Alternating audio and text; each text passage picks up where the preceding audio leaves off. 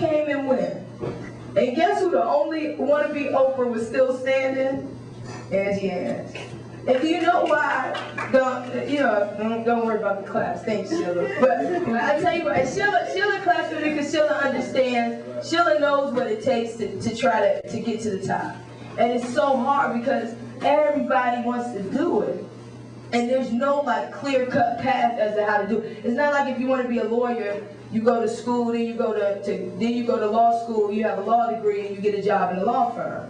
In radio and TV, there's no path. Like, it's people that's been to college, like me, and still don't have a job. And then there's people like Quicksilver who never went to college, and they rolling. So there's no like clear-cut path as to, there's no ABCD you get on the radio. It becomes like this crazy competition.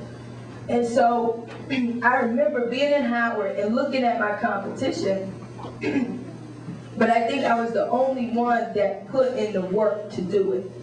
And what does that mean? I'll tell you what I did in college. I would be in the radio station, the student station, I would be there all day. Because what I noticed was, excuse me, it's early. I'm in the classroom, but I wasn't really learning anything in my classroom that applied to what I wanted to do. So I would be in history class, I would be in this class, but I'm like, I just want to be on TV.